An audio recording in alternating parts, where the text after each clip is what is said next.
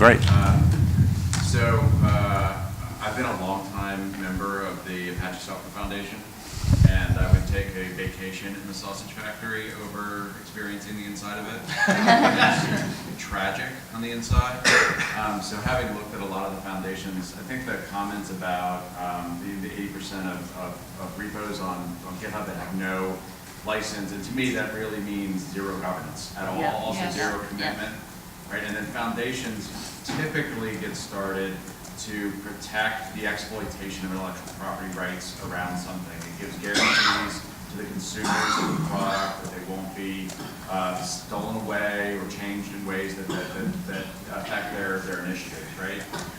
But I think Linux Foundation has done a better job of this than the ASF, but kind of wanted to illustrate that there are two ends of the spectrum, that no governance is dangerous, and too much governance can be beyond restrictive, and that you should focus on minimum viable governance in those. So you need just enough to ensure that all the stakeholders get what they want, and then the contributors aren't constrained.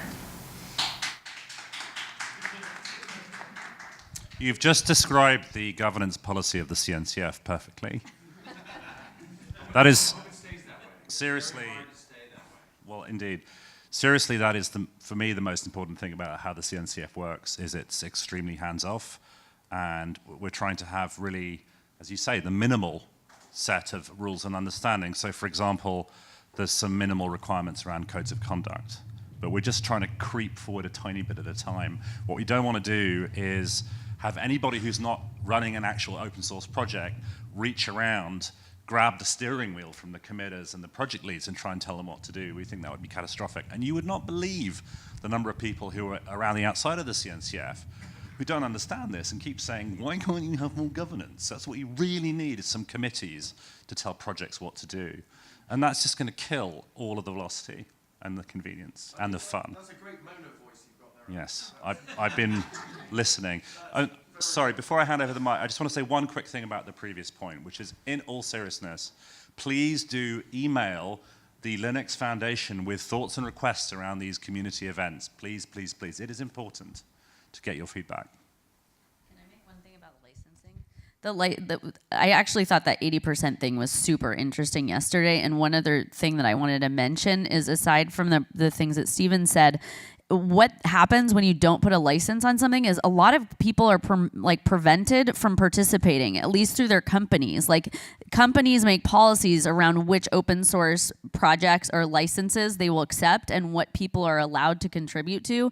And if you don't have a license, that means not only can they not use it, which hopefully is one of the reasons you made it open source, they also can't contribute to it at all. And we've run into this problem where we had to go to projects and ask them to apply a real license, because otherwise we couldn't bundle their software and ship it on the cloud platforms, because the cloud providers wouldn't accept something that wasn't licensed. I'm not a lawyer, so I can give unlimited legal advice. But I think it's incredibly dangerous for any individual to give to a project that doesn't have a license. Not just companies. The companies are protecting themselves. You should think about protecting yourself. I am a liability. I am a lawyer, and if you don't have a license, then the original authors retain copyright. So when you reduce something to a tangible medium, Not in every country. In the U.S. though. Yes. And so basically, the very act of doing a Git clone is a violation of the author's rights and gives the author a cause of action against you. So if you see a repo without a license, don't touch it. Yeah. Strong view. Yeah, just going back to the point of the minimum viable governance. One of the other things with foundations that's really important is just this whole idea of being agile and adapting to changing conditions. And we've seen that at Eclipse. Traditionally, it was very, very heavy on the IP. And, as a blanket rule, every bit of IP was scanned, everything was checked, and it had those assurances. And now it's almost evolved, it's evolved very recently to have a two-tier system. So this idea where you've got third parties, any third-party software being used in a project, they verify the license, and that's a new thing. So that's a kind of a lighter weight IP model, and it's had to evolve just because not every project wanted the full heavyweight IP scanning, code scanning, just full verification, which took time, which takes IP lawyers. So there's a lot of just kind of keeping up with where developers are and what's happening. So it's really important still to have those foundations, but to make sure they just stay agile by, well, listening to people and you giving your feedback as well. So, there's loads of opinions. Mark, you had a question. We'll come to you in a minute, Ricardo. Mark. Yeah, I wondered about whether the panel had any views on, in terms of the evolution of open source foundations, whether the cooperatives movement has any potential. The what? There's some interesting things happening. Co-ops. Co-ops. Co-ops, I mean, in Spiral in New Zealand, in Lumio, developing membership-based structures that they're able to finance, but they do have governments, there's quite a lot of governments involved with running co-ops. The Linux Foundation is a membership-based structure. I mean, I think, you know, there's lots and lots and lots of different models here, and I think one of the things that makes it difficult to get this kind of where you spend the money stuff right is that these things are driven as non-profits, but they are sponsored membership organizations. And that leads to all kinds of questions and sort of all kinds of politics, of course. I have a request, by the way, about the data for Finton. Please run those numbers again, but take out all the projects with fewer than 15 stars and all forks, and let's see what the numbers look like for unlicensed projects then, because I'd love to see that. Good. We will take that on advisement. Ricardo. So, first comment and a related question. I was one of the ones to shrug when you asked if foundations are doing a good job. And part of the reason is because I think that as a user of projects, foundations are almost like plumbing. You don't use them until they break down. So, I'm curious turning this around a bit, what is the expectation of foundations from community members who aren't committed? So we just, what? Feedback, talks, what? I have strong opinions. I have strong opinions. Let's hear yours. Shall we marry our strong Yeah, opinions? let's do that.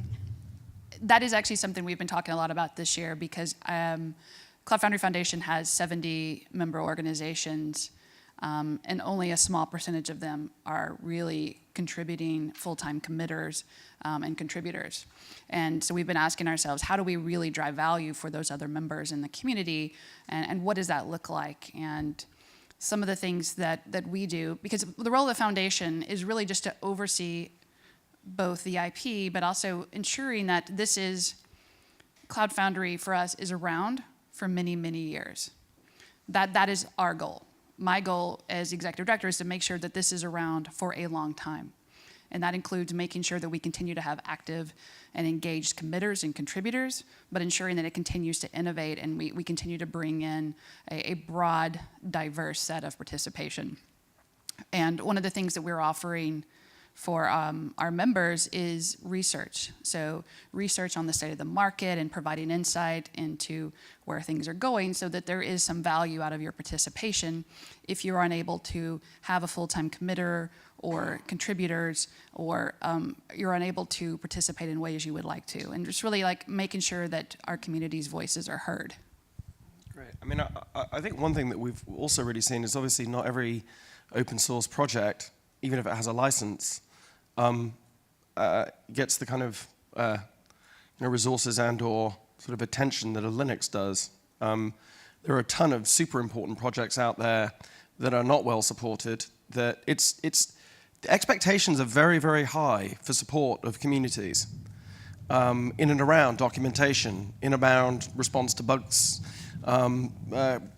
securing. If there's a security breach, who fixes that? And the expectations are really high. When I used to run a venue and we would give some groups free access to it, and they would treat it really badly with a massive level of entitlement. And you look at the lists and sort of the way people complain about the responses to things, and it's kind of unbelievable. So I guess these are representatives of very successful, well-funded projects. We haven't really talked about some that are not so well-funded, and it can be brutal.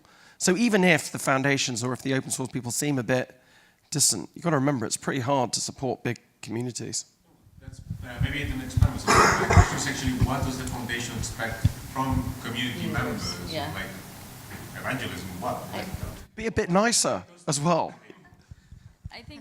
I think it really depends on the project too. I mean, different projects have different goals and are different points in their life cycle and are looking for different things.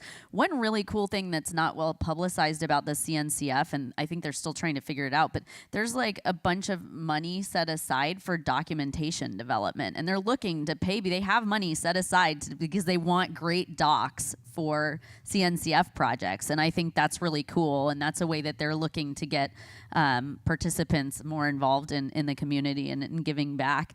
Like the Hyperledger project is doing super cool stuff around blockchain, if any of you are interested in that, and what they're really looking for is people to get more involved and contribute to more projects around blockchain.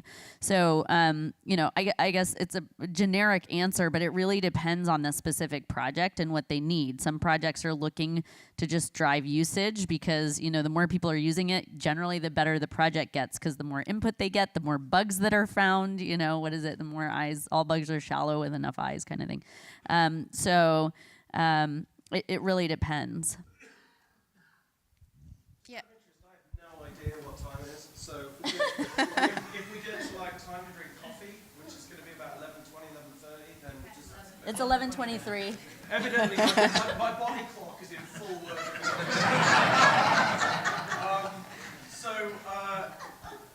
If you'd like to, maybe perhaps final words for everyone.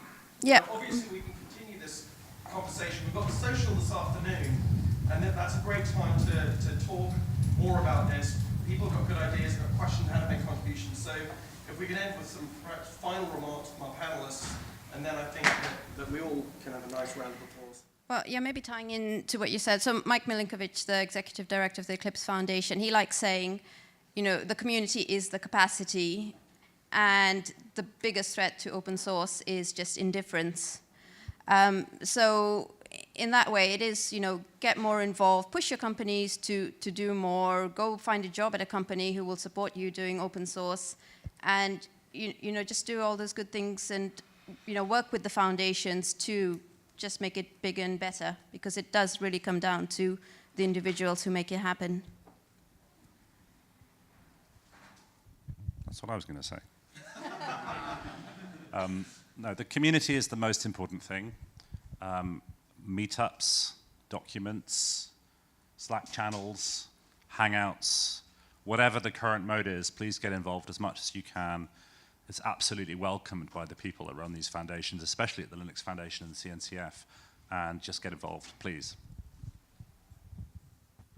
Yeah, I think Alexis mentioned, email the foundation, speak your opinions, talk about what you're doing with open source. Almost every project wants more people talking about what they're doing and how you're using it and how they can, you think they can make things better.